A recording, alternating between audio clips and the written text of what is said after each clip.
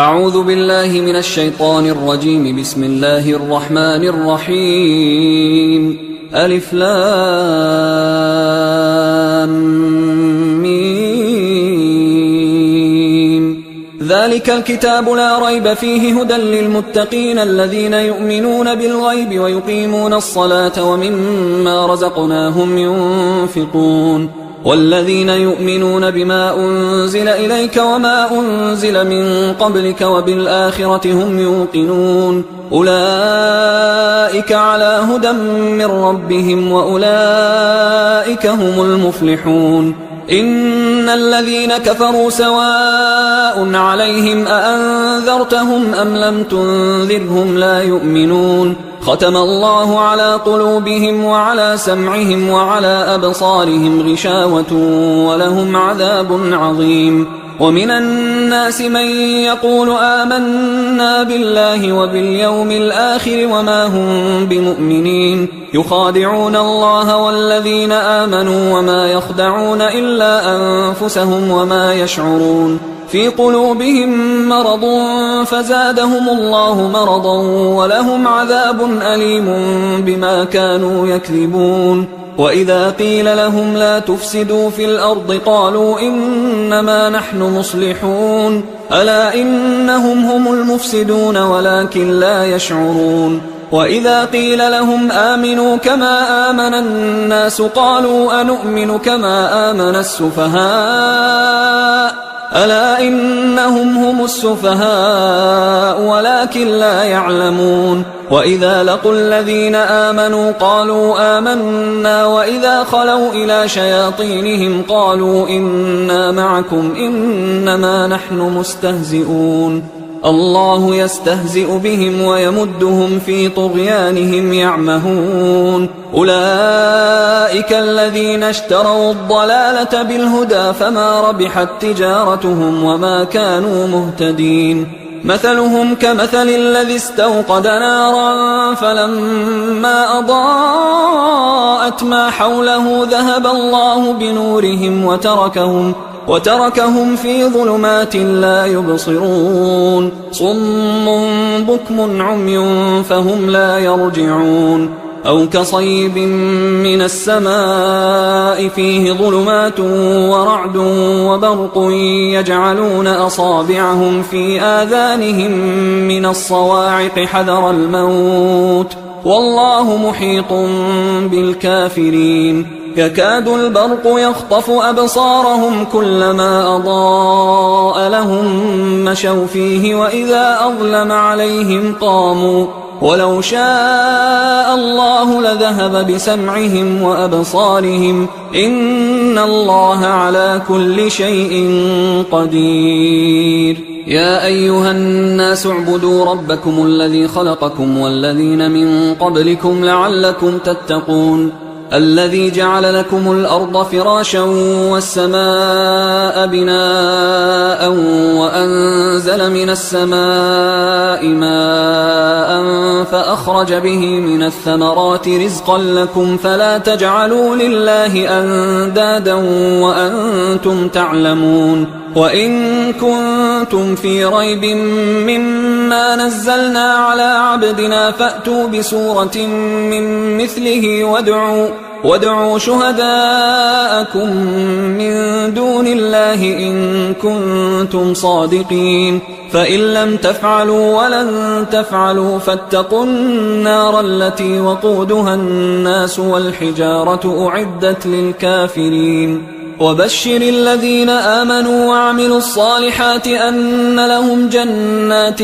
تجري من تحتها الأنهار كلما رزقوا منها من ثمرة رزقا قالوا هذا الذي رزقنا من قبل وأتوا به متشابها ولهم فيها أزواج مطهرة وهم فيها خالدون. إن الله لا يستحيي أن يضرب مثلا ما بعوضة فما فوقها فأما الذين آمنوا فيعلمون أنه الحق من ربهم، وأما الذين كفروا فيقولون ماذا أراد الله بهذا مثلا يضل به كثيرا ويهدي به كثيرا، وما يضل به إلا الفاسقين الذين ينقضون عهد الله من بعد ميثاقه ويقطعون ما أمر الله به أن يوصل ويفسدون في الأرض، أولئك هم الخاسرون. كيف تكفرون بالله وكنتم أمواتا فأحياكم ثم يميتكم ثم يحييكم ثم إليه ترجعون. هو الذي خلق لكم ما في الأرض جميعا ثم استوى إلى السماء فسواهن 7 سماوات وهو بكل شيء عليم. وإذ قال ربك للملائكة إني جاعل في الأرض خليفة قالوا أتجعل فيها من يفسد فيها ويسفك الدماء ونحن نسبح بحمدك ونقدس لك قال إني أعلم ما لا تعلمون. وعلم آدم الأسماء كلها ثم عرضهم على الملائكة فقال أنبئوني بأسماء هؤلاء إن كنتم صادقين. قالوا سبحانك لا علم لنا إلا ما علمتنا إنك أنت العليم الحكيم. قال يا آدم أنبئهم بأسمائهم فلما أنبأهم بأسمائهم قال ألم أقل لكم إني أعلم غيب السماوات والأرض وأعلم ما تبدون وما كنتم تكتمون. وإذ قلنا للملائكة اسجدوا لآدم فسجدوا إلا إبليس أبى واستكبر وكان من الكافرين. وقلنا يا آدم اسكن أنت وزوجك الجنة وكلا منها رغدا حيث شئتما ولا تقربا هذه الشجرة فتكونا من الظالمين. فأزلهما الشيطان عنها فأخرجهما مما كانا فيه وقلنا اهبطوا بعضكم لبعض عدو ولكم في الأرض مستقر ومتاع إلى حين. فتلقى آدم من ربه كلمات فتاب عليه إنه هو التواب الرحيم. قلنا اهبطوا منها جميعا فإما يأتينكم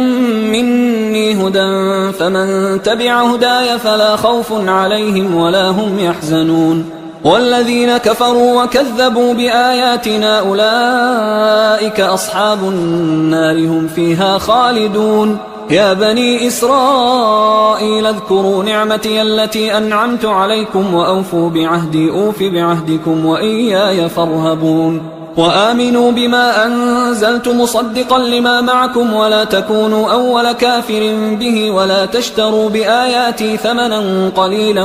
وإياي فاتقون. ولا تلبسوا الحق بالباطل وتكتموا الحق وأنتم تعلمون. وأقيموا الصلاة وآتوا الزكاة واركعوا مع الراكعين. أتأمرون الناس بالبر وتنسون أنفسكم وأنتم تتلون الكتاب أفلا تعقلون. واستعينوا بالصبر والصلاة وإنها لكبيرة إلا على الخاشعين الذين يظنون أنهم ملاقو ربهم وأنهم إليه راجعون. يا بني إسرائيل اذكروا نعمتي التي أنعمت عليكم وأني فضلتكم على العالمين. واتقوا يوما لا تجزي نفس عن نفس شيئا ولا يقبل منها شفاعة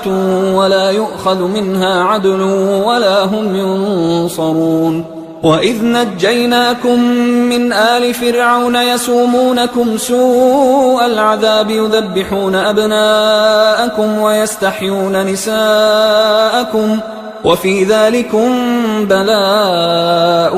من ربكم عظيم. وإذ فرقنا بكم البحر فأنجيناكم وأغرقنا آل فرعون وأنتم تنظرون. وإذ واعدنا موسى 40 ليلة ثم اتخذتم العجل من بعده وأنتم ظالمون. ثم عفونا عنكم من بعد ذلك لعلكم تشكرون وإذ آتينا موسى الكتاب والفرقان لعلكم تهتدون وإذ قال موسى لقومه يا قوم إنكم ظلمتم أنفسكم باتخاذكم العجل فتوبوا إلى بارئكم فاقتلوا أنفسكم ذلكم خير لكم عند بارئكم فتاب عليكم إنه هو التواب الرحيم وإذ قلتم يا موسى لن نؤمن لك حتى نرى الله جهرة فأخذتكم الصاعقة وأنتم تنظرون ثم بعثناكم من بعد موتكم لعلكم تشكرون وظللنا عليكم الغمام وأنزلنا عليكم المن والسلوى كلوا من طيبات ما رزقناكم وما ظلمونا ولكن كانوا أنفسهم يظلمون وإذ قلنا ادخلوا هذه القرية فكلوا منها حيث شئتم رغدا وادخلوا الباب سجدا وقولوا حطة نغفر لكم خطاياكم وسنزيد المحسنين فبدل الذين ظلموا قولا غير الذي قيل لهم فأنزلنا على الذين ظلموا رجزا من السماء بما كانوا يفسقون وإذ استسقى موسى لقومه فقلنا اضرب بعصاك الحجر فانفجرت منه 12 عينا قد علم كل أناس مشربهم كلوا واشربوا من رزق الله ولا تعثوا في الأرض مفسدين وإذ قلتم يا موسى لن نصبر على طعام واحد فادع لنا ربك يخرج لنا مما تنبت الأرض من بقلها وقثائها وفومها وعدسها وبصلها قال أتستبدلون الذي هو أدنى بالذي هو خير اهبطوا مصرا فإن لكم ما سألتم وضربت عليهم الذلة والمسكنة وباءوا بغضب من الله ذلك بأنهم كانوا يكفرون بآيات الله ويقتلون النبيين بغير الحق ذلك بما عصوا وكانوا يعتدون إن الذين آمنوا والذين هادوا والنصارى والصابئين من آمن بالله واليوم الآخر وعمل صالحا فلهم أجرهم عند ربهم ولا خوف عليهم ولا هم يحزنون وإذ أخذنا ميثاقكم ورفعنا فوقكم الطور خذوا ما آتيناكم بقوة واذكروا ما فيه لعلكم تتقون ثم توليتم من بعد ذلك فلولا فضل الله عليكم ورحمته لكنتم من الخاسرين ولقد علمتم الذين اعتدوا منكم في السبت فقلنا لهم كونوا قردة خاسئين فجعلناها نكالا لما بين يديها وما خلفها وموعظة للمتقين وإذ قال موسى لقومه إن الله يأمركم أن تذبحوا بقرة قالوا أتتخذنا هزوا قال أعوذ بالله أن أكون من الجاهلين قالوا ادع لنا ربك يبين لنا ما هي قال إنه يقول إنها بقرة لا فارض ولا بكر عوان بين ذلك فافعلوا ما تؤمرون قالوا ادع لنا ربك يبين لنا ما لونها قال إنه يقول إنها بقرة صفراء فاقع لونها تسر الناظرين قالوا ادع لنا ربك يبين لنا ما هي إن البقرة شابه علينا وإنا إن شاء الله لمهتدون قال إنه يقول إنها بقرة لا ذلول تثير الأرض ولا تسقي الحرث مسلمة لا شية فيها قالوا الآن جئت بالحق فذبحوها وما كادوا يفعلون وإذ قتلتم نفسا فادارأتم فيها والله مخرج ما كنتم تكتمون فقلنا اضربوه ببعضها كذلك يحيي الله الموتى ويريكم آياته لعلكم تعقلون ثم قست قلوبكم من بعد ذلك فهي كالحجارة أو أشد قسوة وإن من الحجارة لما يتفجر منه الأنهار وإن منها لما يشقق فيخرج منه الماء وإن منها لما يهبط من خشية الله وما الله بغافل عما تعملون أفتطمعون أن يؤمنوا لكم وقد كان فريق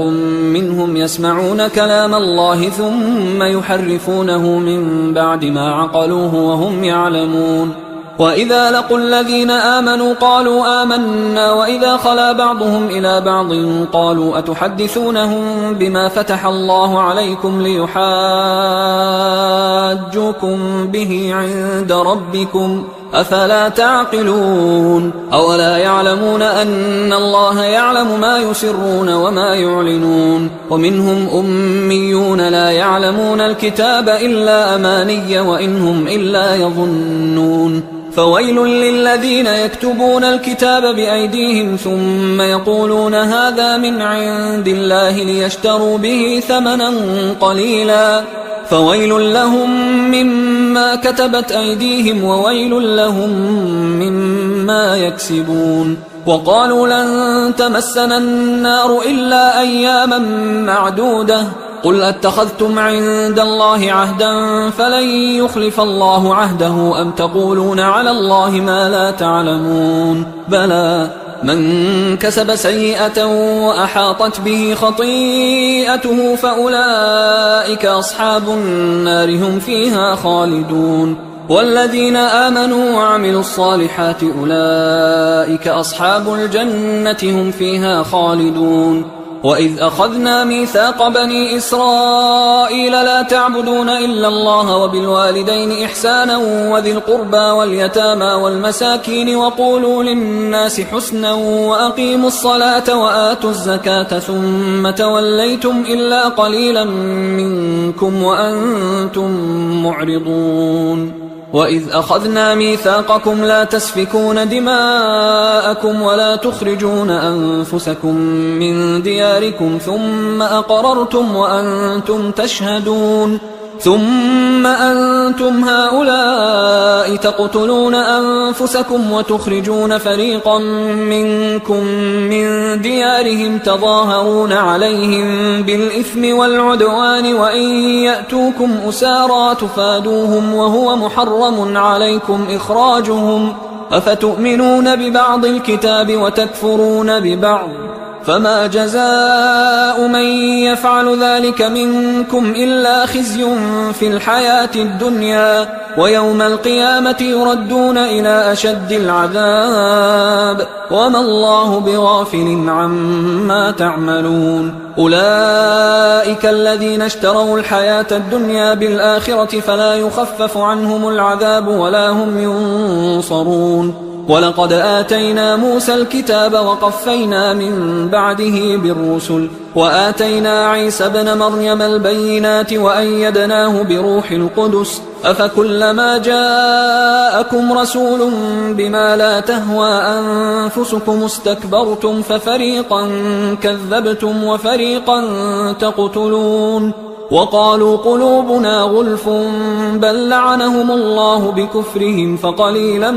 ما يؤمنون ولما جاءهم كتاب من عند الله مصدق لما معهم وكانوا من قبل يستفتحون على الذين كفروا فلما جاءهم ما عرفوا كفروا به فلعنة الله على الكافرين بئس ما اشتروا به أنفسهم أن يكفروا بما أنزل الله بغيا أن ينزل الله من فضله على من يشاء من عباده فباءوا بغضب على غضب وللكافرين عذاب مهين وإذا قيل لهم آمنوا بما أنزل الله قالوا نؤمن بما أنزل علينا ويكفرون بما وراءه وهو الحق مصدقا لما معهم قل فلم تقتلون أنبياء الله من قبل إن كنتم مؤمنين ولقد جاءكم موسى بالبينات ثم اتخذتم العجل من بعده وأنتم ظالمون وإذ أخذنا ميثاقكم ورفعنا فوقكم الطور خذوا ما آتيناكم بقوة واسمعوا قالوا سمعنا وعصينا وأشربوا في قلوبهم العجل بكفرهم قل بئس ما يأمركم به إيمانكم إن كنتم مؤمنين قل إن كانت لكم الدار الآخرة عند الله خالصة من دون الناس فتمنوا الموت إن كنتم صادقين ولن يتمنوه أبدا بما قدمت أيديهم والله عليم بالظالمين ولتجدنهم أحرص الناس على حياة ومن الذين أشركوا يود أحدهم لو يعمر 1000 سنة وما هو بمزحزحه من العذاب أن يعمر والله بصير بما يعملون قل من كان عدوا لجبريل فإنه نزله على قلبك بإذن الله مصدقا لما بين يديه وهدى وبشرى للمؤمنين من كان عدوا لله وملائكته ورسله وجبريل وميكال فإن الله عدو للكافرين ولقد أنزلنا إليك آيات بينات وما يكفر بها إلا الفاسقون أوكلما عاهدوا عهدا نبذه فريق منهم بل أكثرهم لا يؤمنون ولما جاءهم رسول من عند الله مصدق لما معهم نبذ فريق من الذين أوتوا الكتاب كتاب الله وراء ظهورهم كأنهم لا يعلمون واتبعوا ما تتلو الشياطين على ملك سليمان وما كفر سليمان ولكن الشياطين كفروا يعلمون الناس السحر وما أنزل على الملكين ببابل هاروت وماروت وما يعلمان من أحد حتى يقولا إنما نحن فتنة فلا تكفر فيتعلمون منهما ما يفرقون به بين المرء وزوجه وما هم بضارين به من أحد إلا بإذن الله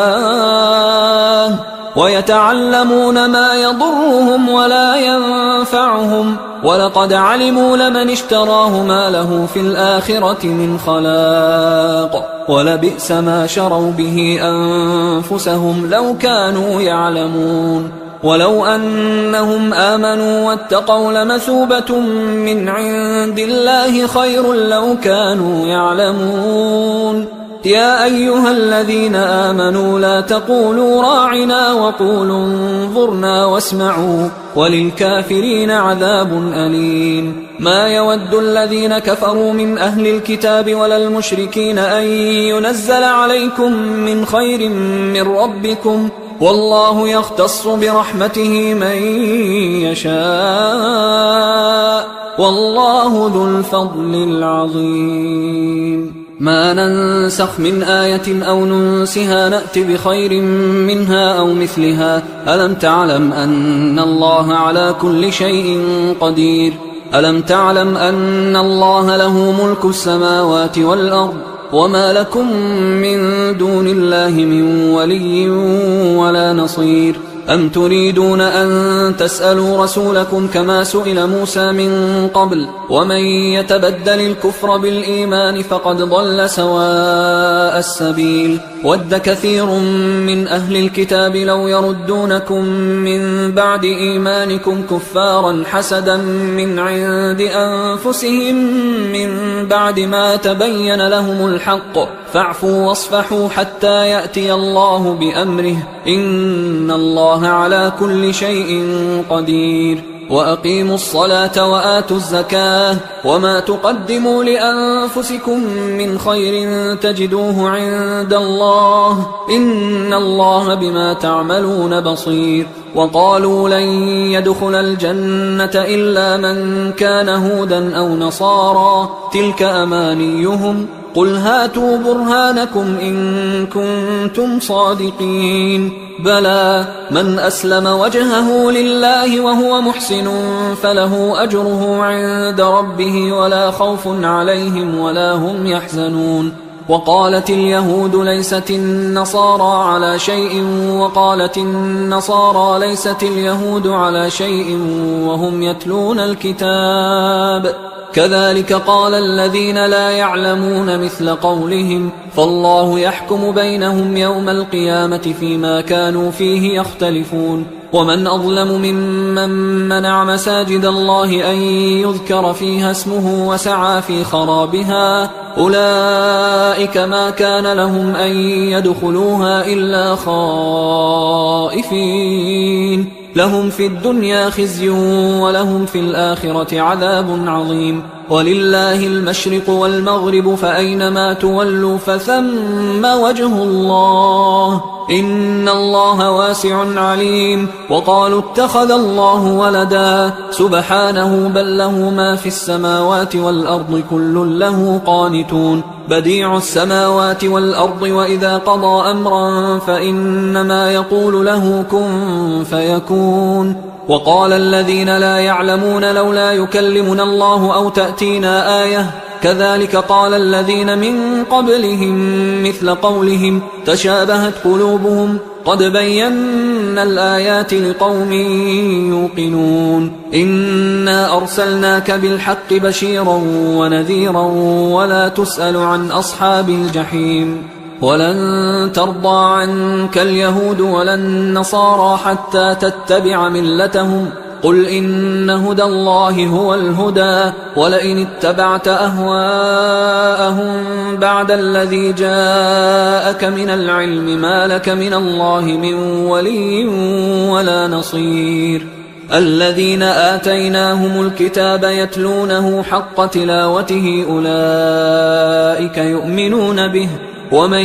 يكفر به فأولئك هم الخاسرون يا بني إسرائيل اذكروا نعمتي التي أنعمت عليكم وأني فضلتكم على العالمين واتقوا يوما لا تجزي نفس عن نفس شيئا ولا يقبل منها عدل ولا تنفعها شفاعة ولا هم ينصرون وإذ ابتلى إبراهيم ربه بكلمات فأتمهن قال إني جاعلك للناس إماما قال ومن ذريتي قال لا ينال عهد الظالمين وإذ جعلنا البيت مثابة للناس وأمنا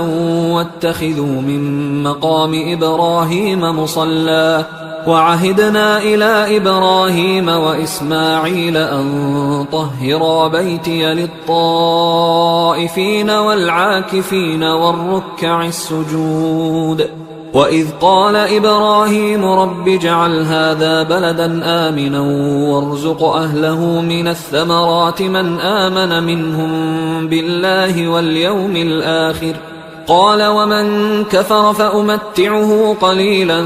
ثم أضطره إلى عذاب النار وبئس المصير وإذ يرفع إبراهيم القواعد من البيت وإسماعيل ربنا تقبل منا إنك أنت السميع العليم ربنا وجعلنا مسلمين لك ومن ذريتنا أمة مسلمة لك وأرنا مناسكنا وتب علينا إنك أنت التواب الرحيم ربنا وابعث فيهم رسولا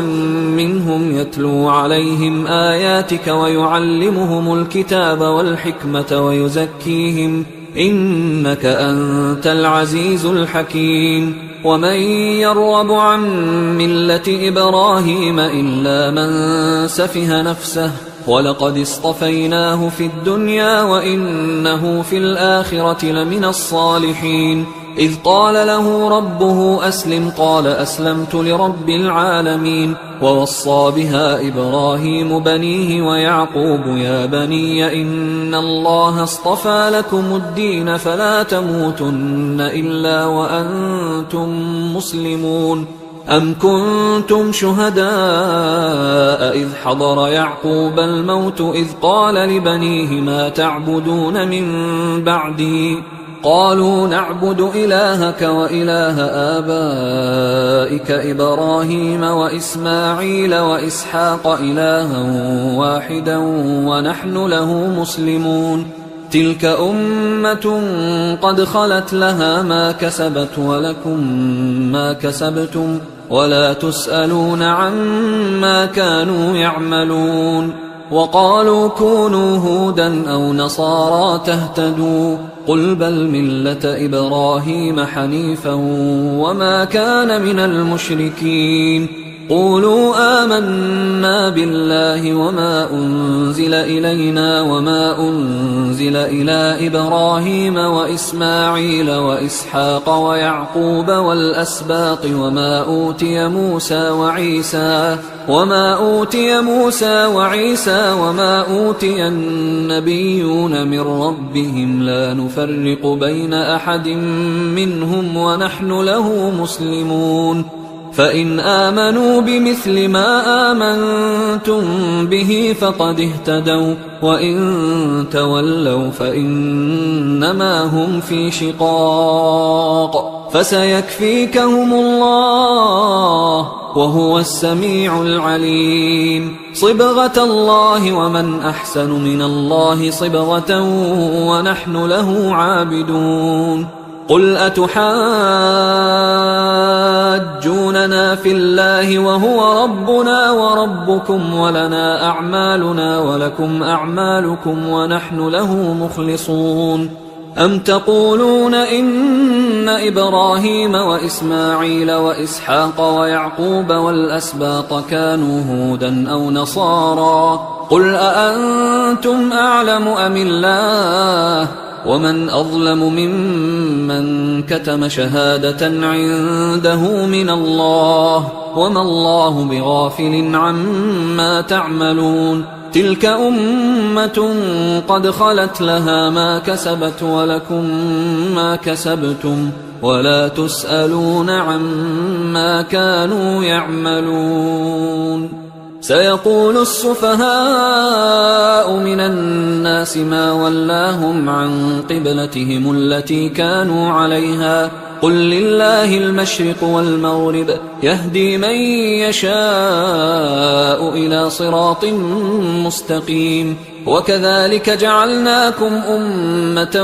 وسطا لتكونوا شهداء على الناس ويكون الرسول عليكم شهيدا وما جعلنا القبلة التي كنت عليها إلا لنعلم من يتبع الرسول ممن ينقلب على عقبيه وإن كانت لكبيرة إلا على الذين هدى الله وما كان الله ليضيع إيمانكم إن الله بالناس لرؤوف رحيم قد نرى تقلب وجهك في السماء فلنولينك قبلة ترضاها فول وجهك شطر المسجد الحرام وحيث ما كنتم فولوا وجوهكم شطره وإن الذين أوتوا الكتاب ليعلمون أنه الحق من ربهم وما الله بغافل عما يعملون ولئن أتيت الذين أوتوا الكتاب بكل آية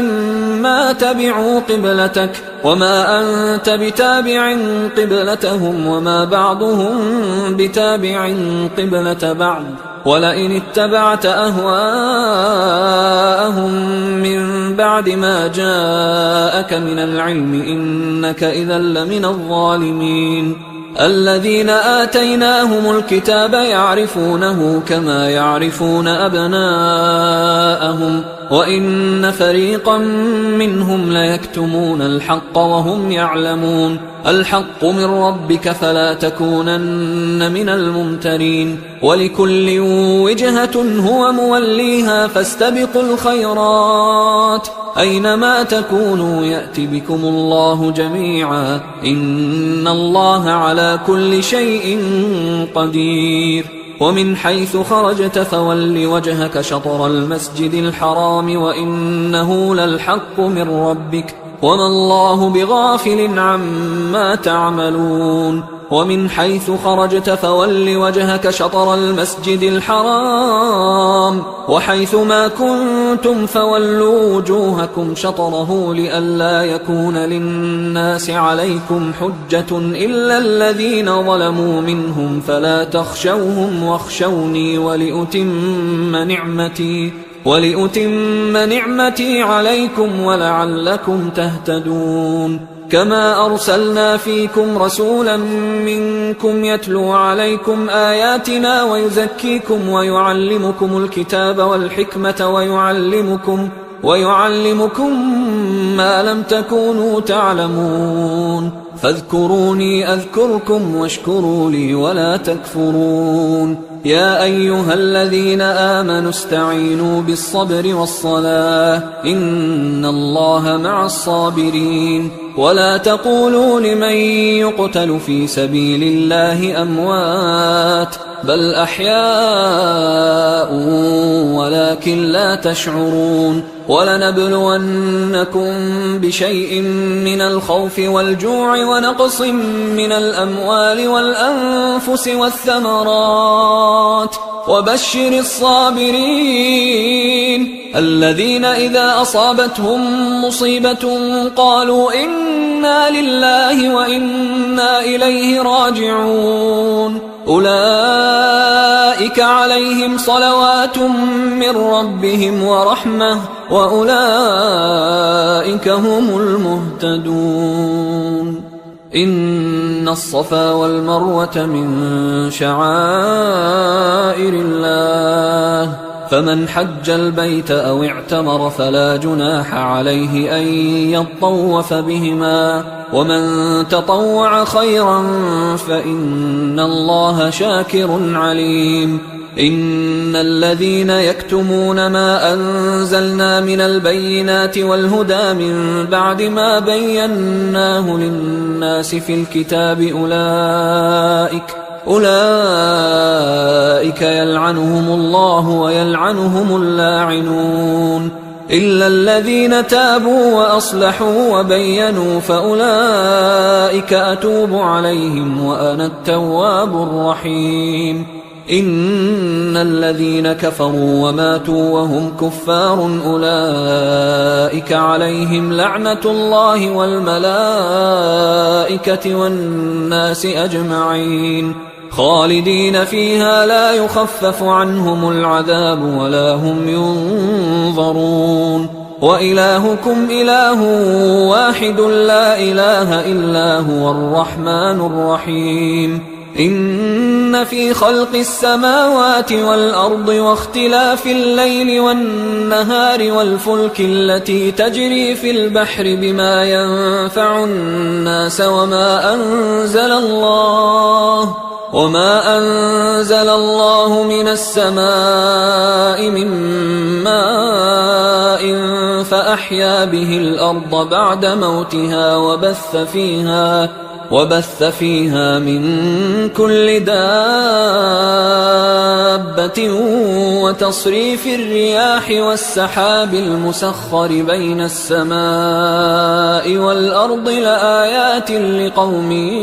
يعقلون ومن الناس من يتخذ من دون الله أندادا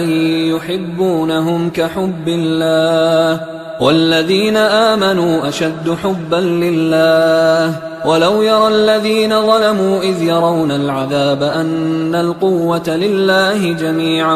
وأن الله شديد العذاب إذ تبرأ الذين اتبعوا من الذين اتبعوا ورأوا العذاب وتقطعت بهم الأسباب وقال الذين اتبعوا لو أن لنا كرة فنتبرأ منهم كما تبرأوا منا كذلك يريهم الله أعمالهم حسرات عليهم وما هم بخارجين من النار. يا أيها الناس كلوا مما في الأرض حلالا طيبا ولا تتبعوا خطوات الشيطان إنه لكم عدو مبين. إنما يأمركم بالسوء والفحشاء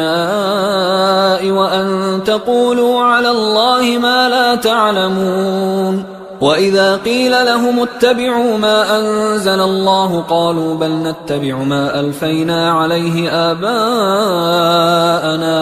أولو كان آباؤهم لا يعقلون شيئا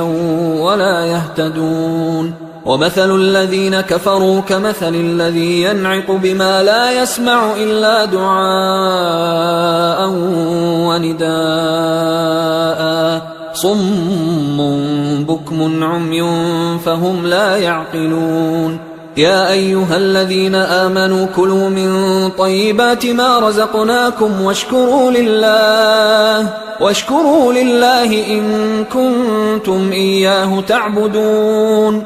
إنما حرم عليكم الميتة والدم ولحم الخنزير وما أهل به لغير الله فمن اضطر غير باغ ولا عاد فلا إثم عليه إن الله غفور رحيم. إن الذين يكتمون ما أنزل الله من الكتاب ويشترون به ثمنا قليلا أولئك ما يأكلون في بطونهم إلا النار ولا يكلمهم الله يوم القيامة ولا يزكيهم ولهم عذاب أليم. أولئك الذين اشتروا الضلالة بالهدى والعذاب بالمغفرة فما أصبرهم على النار ذلك بأن الله نزل الكتاب بالحق وإن الذين اختلفوا في الكتاب لفي شقاق بعيد. ليس البر أن تولوا وجوهكم قبل المشرق والمغرب ولكن البر من آمن بالله واليوم الآخر والملائكة والكتاب والنبيين وآتى المال على حبه ذوي القربى واليتامى والمساكين وابن السبيل والسائلين وفي الرقاب وأقام الصلاة وآتى الزكاة والموفون بعهدهم إذا عاهدوا والصابرين في البأساء والضراء وحين البأس أولئك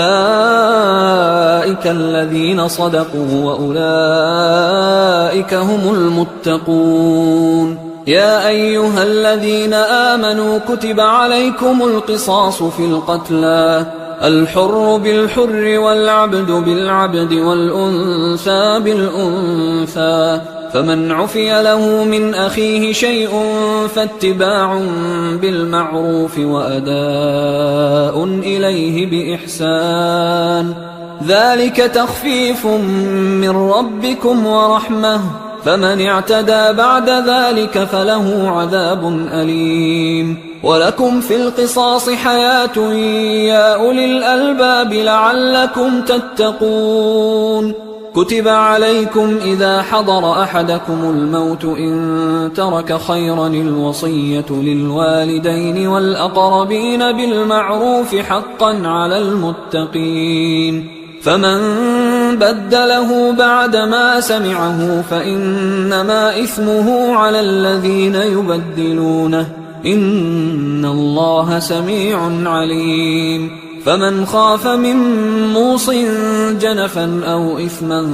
فأصلح بينهم فلا إثم عليه إن الله غفور رحيم. يا أيها الذين آمنوا كتب عليكم الصيام كما كتب على الذين من قبلكم لعلكم تتقون أياما معدودات فمن كان منكم مريضا أو على سفر فعدة من أيام أخر وعلى الذين يطيقونه فدية طعام مسكين فمن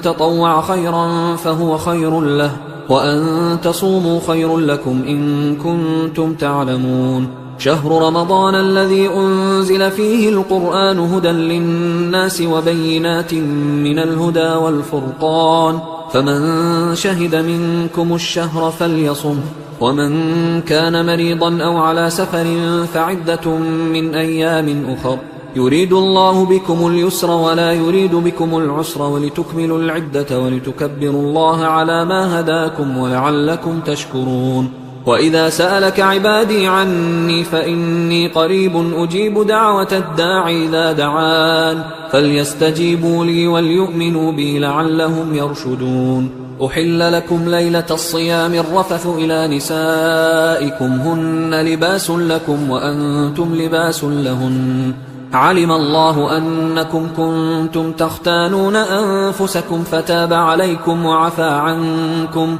فالآن باشروهن وابتغوا ما كتب الله لكم وكلوا واشربوا حتى يتبين لكم الخيط الأبيض من الخيط الأسود من الفجر ثم أتموا الصيام إلى الليل ولا تباشروهن وأنتم عاكفون في المساجد تلك حدود الله فلا تقربوها كذلك يبين الله آياته للناس لعلهم يتقون ولا تأكلوا أموالكم بينكم بالباطل وتدلوا بها إلى الحكام لتأكلوا فريقا من أموال الناس بالإثم وأنتم تعلمون يسألونك عن الأهلة قل هي مواقيت للناس والحج وليس البر بأن تأتوا البيوت من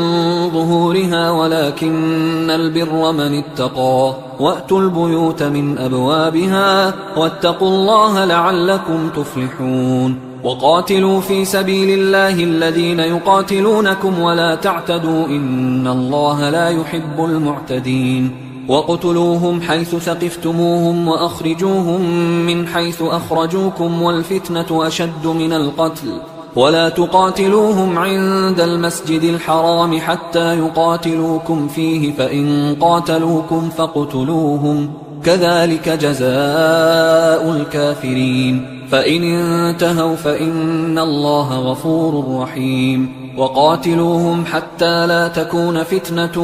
ويكون الدين لله فإن انتهوا فلا عدوان إلا على الظالمين الشهر الحرام بالشهر الحرام والحرمات قصاص فمن اعتدى عليكم فاعتدوا عليه بمثل ما اعتدى عليكم واتقوا الله واعلموا أن الله مع المتقين وأنفقوا في سبيل الله ولا تلقوا بأيديكم إلى التهلكة وأحسنوا إن الله يحب المحسنين وأتموا الحج والعمرة لله فإن أحصرتم فما استيسر من الهدي ولا تحلقوا رؤوسكم حتى يبلغ الهدي محله فمن كان منكم مريضا أو به أذى من رأسه ففدية من صيام أو صدقة أو نسك فإذا أمنتم فمن تمتع بالعمرة إلى الحج فما استيسر من الهدي فمن لم يجد فصيام 3 أيام في الحج و7 إذا رجعتم تلك 10 كاملة ذلك لمن لم يكن أهله حاضر المسجد الحرام واتقوا الله واعلموا أن الله شديد العقاب الحج أشهر معلومات فمن فرض فيهن الحج فلا رفث ولا فسوق ولا جدال في الحج وما تفعلوا من خير يعلمه الله وتزودوا فإن خير الزاد التقوى واتقون يا أولي الألباب ليس عليكم جناح أن تبتغوا فضلا من ربكم فإذا أفضتم من عرفات فاذكروا الله عند المشعر الحرام واذكروه كما هداكم وإن كنتم من قبله لمن الضالين ثم أفيضوا من حيث أفاض الناس واستغفروا الله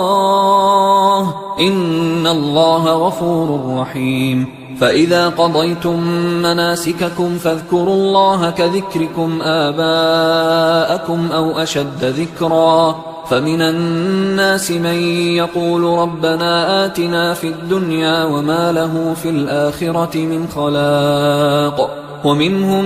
من يقول ربنا آتنا في الدنيا حسنة وفي الآخرة حسنة وقنا عذاب النار أولئك لهم نصيب مما كسبوا والله سريع الحساب واذكروا الله في أيام معدودات فمن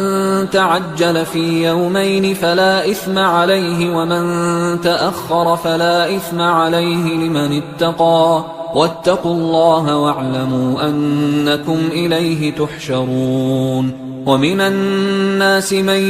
يعجبك قوله في الحياة الدنيا ويشهد الله على ما في قلبه وهو ألد الخصام وإذا تولى سعى في الأرض ليفسد فيها ويهلك الحرث والنسل والله لا يحب الفساد وإذا قيل له اتق الله أخذته العزة بالإثم فحسبه جهنم ولبئس المهاد ومن الناس من يشري نفسه ابتغاء مرضات الله والله رؤوف بالعباد يا أيها الذين آمنوا ادخلوا في السلم كافة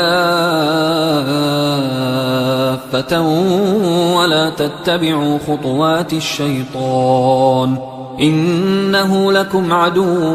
مبين فإن زللتم من بعد ما جاءتكم البينات فاعلموا أن الله عزيز حكيم هل ينظرون إلا أن يأتيهم الله في ظلل من الغمام والملائكة وقضي الأمر وإلى الله ترجع الأمور سل بني إسرائيل كم آتيناهم من آية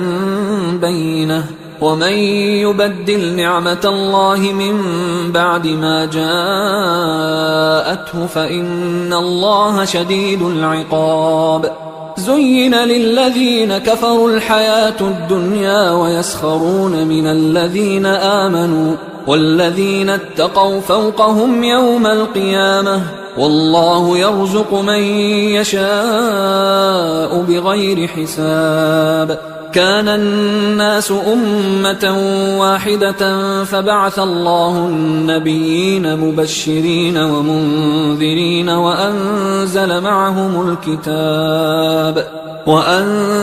معهم الكتاب بالحق ليحكم بين الناس فيما اختلفوا فيه وما اختلف فيه إلا الذين أوتوه من بعد ما جاءتهم البينات بغيا بينهم فهدى الله الذين آمنوا لما اختلفوا فيه من الحق بإذنه والله يهدي من يشاء إلى صراط مستقيم أم حسبتم أن تدخلوا الجنة ولما يأتكم مثل الذين خلوا من قبلكم مستهم البأساء والضراء وزلزلوا حتى يقول الرسول والذين آمنوا معه متى نصر الله ألا إن نصر الله قريب يسألونك ماذا ينفقون قل ما أنفقتم من خير فللوالدين والأقربين واليتامى والمساكين وابن السبيل وما تفعلوا من خير فإن الله به عليم كتب عليكم القتال وهو كره لكم، وعسى أن تكرهوا شيئا وهو خير لكم، وعسى أن تحبوا شيئا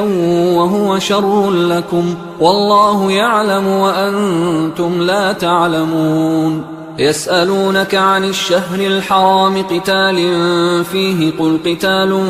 فيه كبير، وصد عن سبيل الله وكفر به والمسجد الحرام وإخراج أهله منه أكبر عند الله، والفتنة أكبر من القتل، ولا يزالون يقاتلونكم حتى يردوكم عن دينكم إن استطاعوا، ومن يرتدد منكم عن دينه فيمت وهو كافر فأولئك حبطت أعمالهم في الدنيا والآخرة، وأولئك أصحاب النار هم فيها خالدون. إن الذين آمنوا والذين هاجروا وجاهدوا في سبيل الله أولئك يرجون رحمة الله، والله غفور رحيم. يسألونك عن الخمر والميسر قل فيهما إثم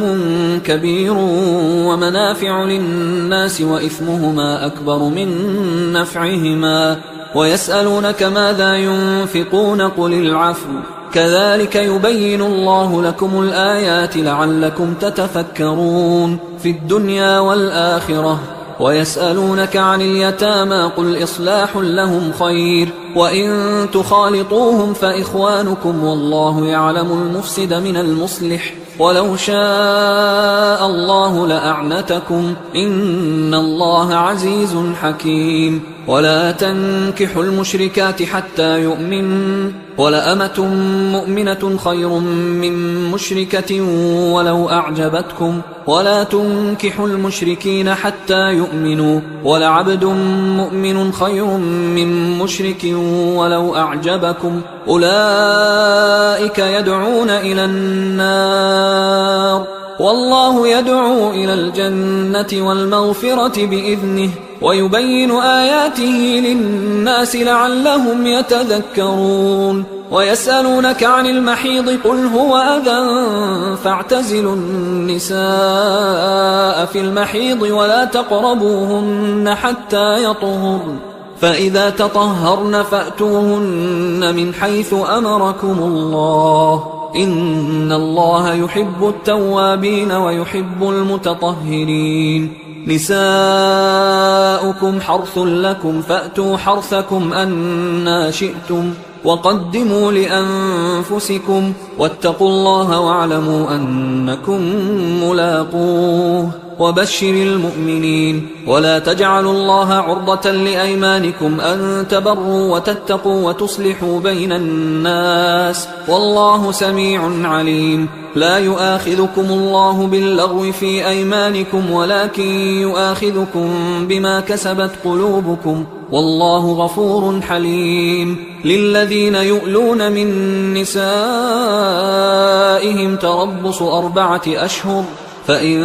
فاءوا فإن الله غفور رحيم، وإن عزموا الطلاق فإن الله سميع عليم. والمطلقات يتربصن بأنفسهن 3 قروء، ولا يحل لهن أن يكتمن ما خلق الله في أرحامهن إن كن يؤمن بالله واليوم الآخر، وبعولتهن أحق بردهن في ذلك إن أرادوا إصلاحا، ولهن مثل الذي عليهن بالمعروف وللرجال عليهن درجة، والله عزيز حكيم. الطلاق 2، فإمساك بمعروف أو تسريح بإحسان، ولا يحل لكم أن تأخذوا مما آتيتموهن شيئا إلا أن يخافا ألا يقيما حدود الله، فإن خفتم ألا يقيما حدود الله فلا جناح عليهما فيما افتدت به، تلك حدود الله فلا تعتدوها، ومن يتعد حدود الله فأولئك هم الظالمون. فإن طلقها فلا تحل له من بعد حتى تنكح زوجا غيره، فإن طلقها فلا جناح عليهما أن يتراجعا إن ظنا أن يقيما حدود الله، وتلك حدود الله يبينها لقوم يعلمون. وإذا طلقتم النساء فبلغن أجلهن فأمسكوهن بمعروف أو سرحوهن بمعروف، ولا تمسكوهن ضرارا لتعتدوا، ومن يفعل ذلك فقد ظلم نفسه. ولا تتخذوا آيات الله هزوا، واذكروا نعمة الله عليكم وما أنزل عليكم من الكتاب والحكمة يعظكم به، واتقوا الله واعلموا أن الله بكل شيء عليم. وإذا طلقتم النساء فبلغن أجلهن فلا تعضلوهن أن ينكحن أزواجهن إذا تراضوا بينهم بالمعروف، ذلك يوعظ به من كان منكم يؤمن بالله واليوم الآخر، ذلكم أزكى لكم وأطهر، والله يعلم وأنتم لا تعلمون. والوالدات يرضعن أولادهن حولين كاملين لمن أراد أن يتم الرضاعة، وعلى المولود له رزقهن وكسوتهن بالمعروف، لا تكلف نفس إلا وسعها، لا تضار والدة بولدها ولا مولود له بولده، وعلى الوارث مثل ذلك، فإن أرادا فصالا عن تراض منهما وتشاور فلا جناح عليهما. وإن أردتم أن تسترضعوا أولادكم فلا جناح عليكم إذا سلمتم ما آتيتم بالمعروف، واتقوا الله واعلموا أن الله بما تعملون بصير. والذين يتوفون منكم ويذرون أزواجا يتربصن بأنفسهن 4 أشهر و10، فإذا بلغن أجلهن فلا جناح عليكم فيما فعلن في أنفسهن بالمعروف، والله بما تعملون خبير. ولا جناح عليكم فيما عرضتم به من خطبة النساء أو أكننتم في أنفسكم، علم الله أنكم ستذكرونهن ولكن لا تواعدوهن سرا إلا أن تقولوا قولا معروفا، ولا تعزموا عقدة النكاح حتى يبلغ الكتاب أجله، واعلموا أن الله يعلم ما في أنفسكم فاحذروه، واعلموا أن الله غفور حليم. لا جناح عليكم إن طلقتم النساء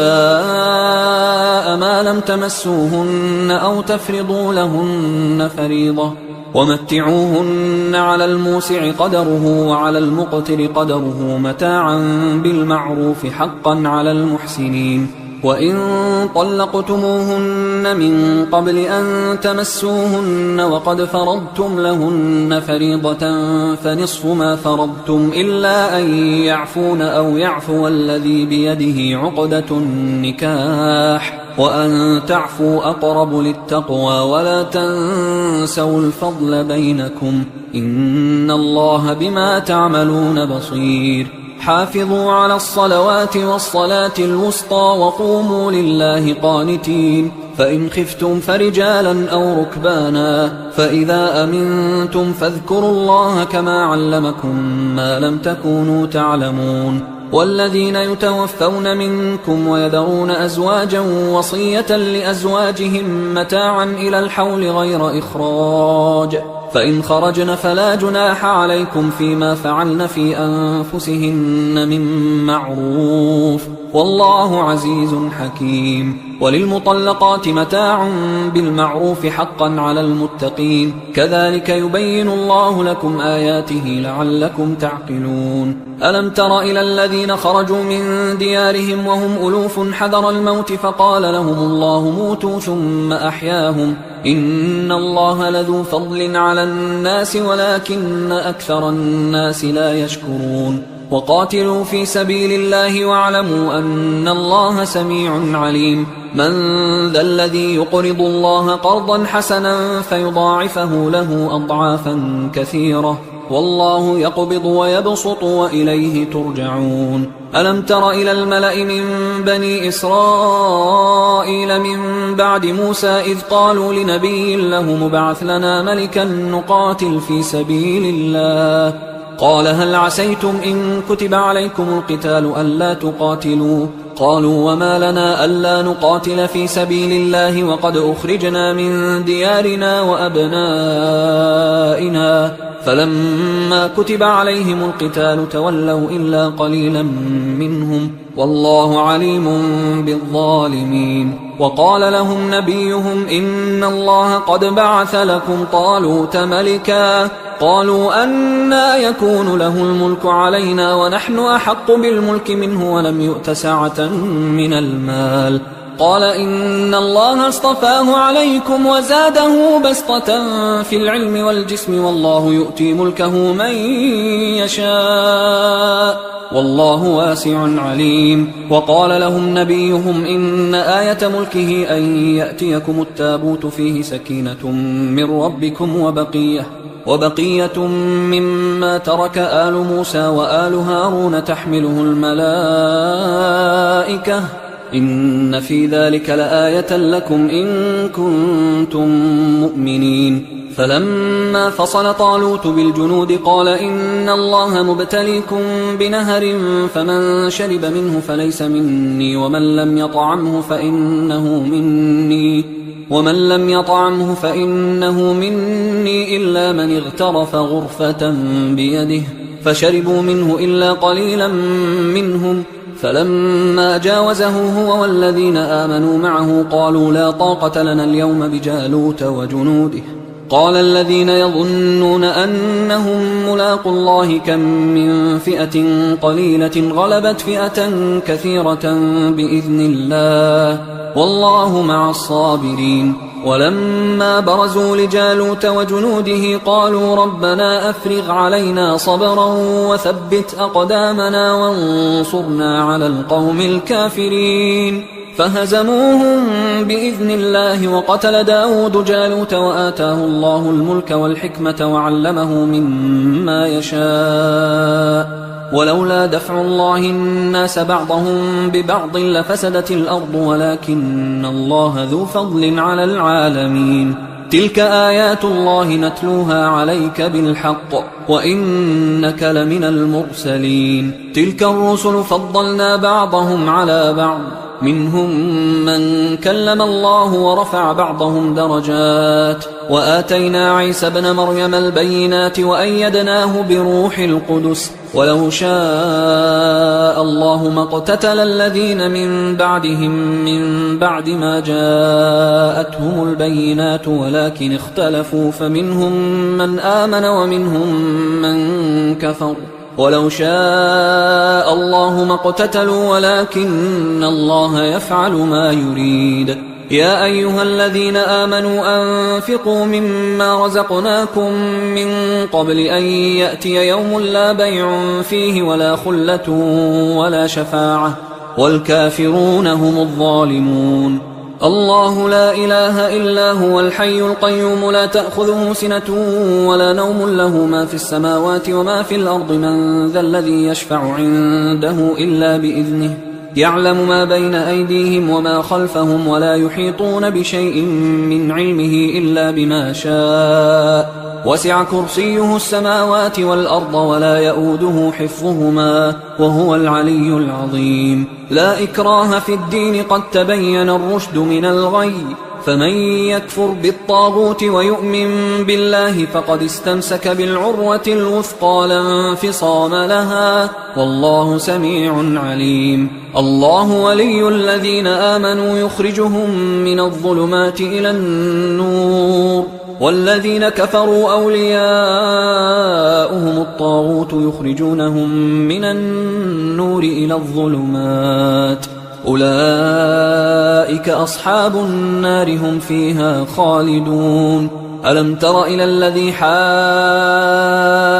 إبراهيم في ربه أن آتاه الله الملك إذ قال إبراهيم ربي الذي يحيي ويميت قال أنا أحيي وأميت قال إبراهيم فإن الله يأتي بالشمس من المشرق فأت بها من المغرب فبهت الذي كفر والله لا يهدي القوم الظالمين. أو كالذي مر على قرية وهي خاوية على عروشها قال أنى يحيي هذه الله بعد موتها فأماته الله 100 عام ثم بعثه قال كم لبثت؟ قال لبثت يوما أو بعض يوم. قال بل لبثت 100 عام فانظر إلى طعامك وشرابك لم يتسنه وانظر إلى حمارك ولنجعلك آية للناس وانظر إلى العظام كيف ننشزها ثم نكسوها لحما فلما تبين له قال أعلم أن الله على كل شيء قدير. وإذ قال إبراهيم رب أرني كيف تحيي الموتى قال أولم تؤمن قال بلى ولكن ليطمئن قلبي قال فخذ 4 من الطير فصرهن إليك ثم اجعل على كل جبل منهن جزءا ثم ادعهن يأتينك سعيا واعلم أن الله عزيز حكيم. مثل الذين ينفقون أموالهم في سبيل الله كمثل حبة أنبتت 7 سنابل في كل سنبلة 100 حبة والله يضاعف لمن يشاء والله واسع عليم. الذين ينفقون أموالهم في سبيل الله ثم لا يتبعون ما أنفقوا منا ولا أذى لهم أجرهم عند ربهم ولا خوف عليهم ولا هم يحزنون. قول معروف ومغفرة خير من صدقة يتبعها أذى والله غني حليم. يا أيها الذين آمنوا لا تبطلوا صدقاتكم بالمن والأذى كالذي ينفق ماله رئاء الناس ولا يؤمن بالله واليوم الآخر فمثله كمثل صفوان عليه تراب فأصابه وابل فتركه صلدا لا يقدرون على شيء مما كسبوا والله لا يهدي القوم الكافرين. ومثل الذين ينفقون أموالهم ابتغاء مرضات الله وتثبيتا من أنفسهم كمثل جنة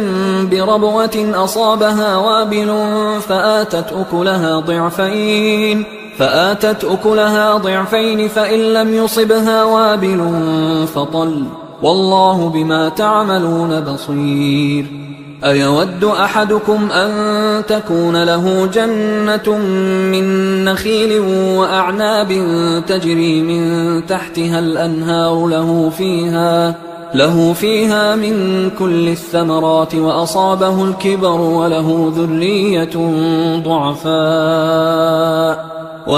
ذرية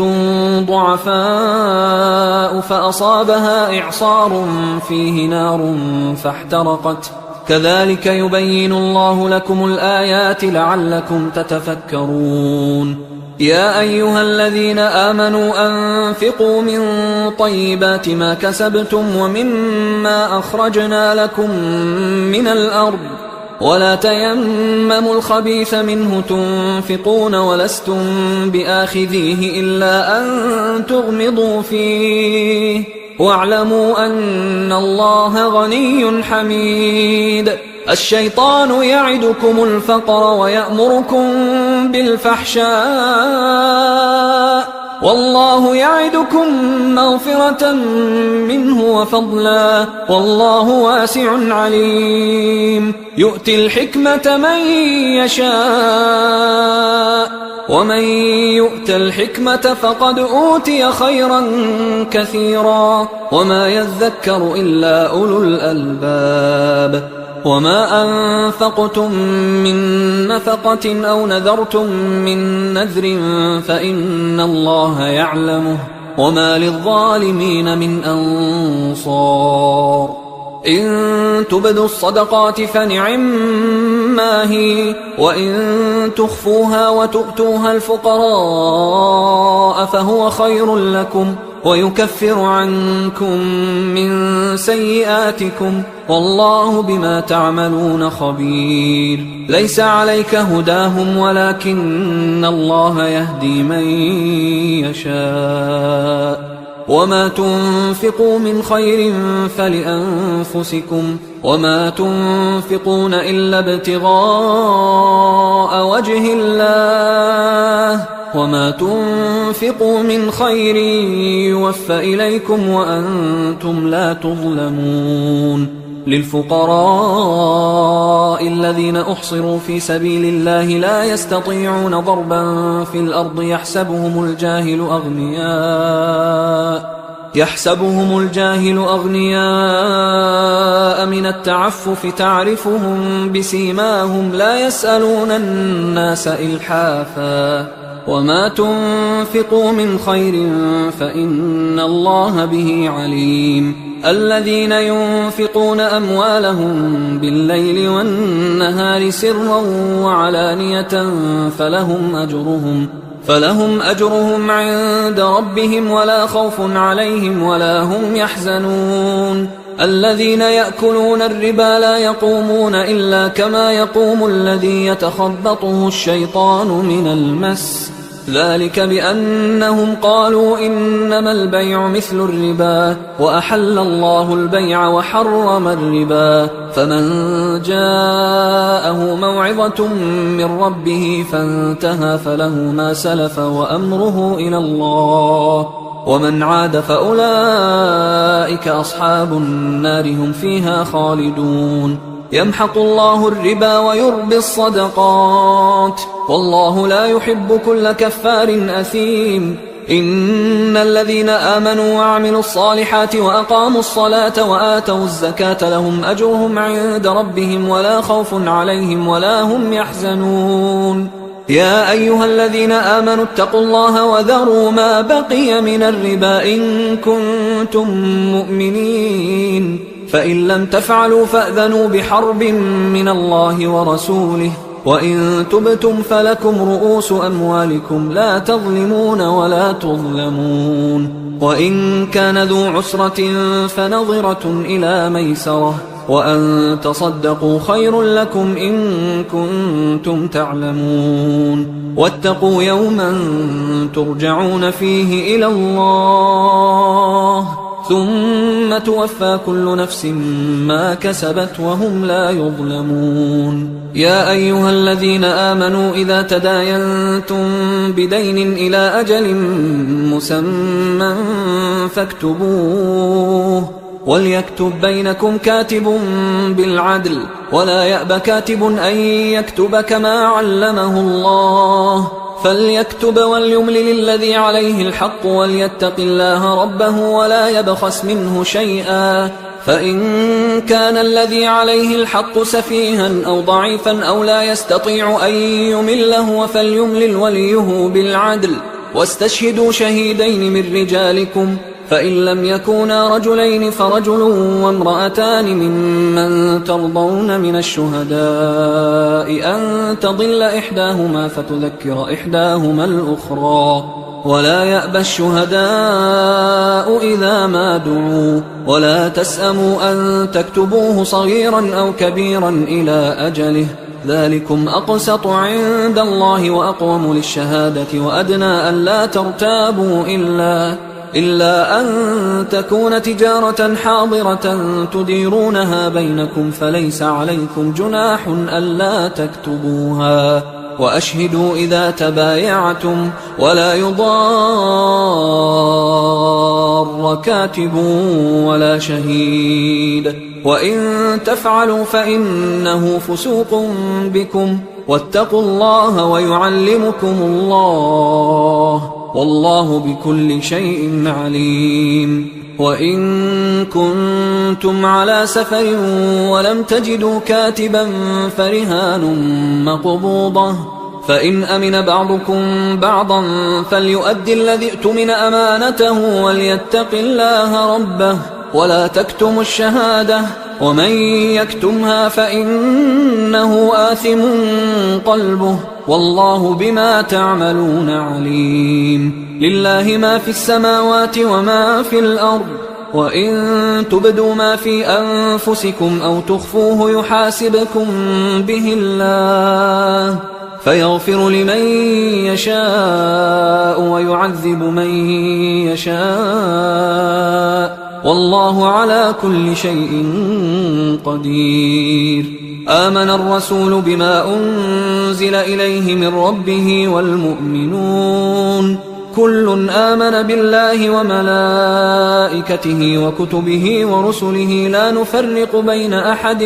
من رسله وقالوا سمعنا وأطعنا غفرانك ربنا وإليك المصير. لا يكلف الله نفسا إلا وسعها لها ما كسبت وعليها ما اكتسبت ربنا لا تؤاخذنا إن نسينا أو أخطأنا ربنا ولا تحمل علينا إصرا كما حملته على الذين من قبلنا ربنا ولا تحملنا ما لا طاقة لنا به واعف عنا واغفر لنا وارحمنا أنت مولانا فانصرنا على القوم الكافرين. حصريا على قارئ القرآن.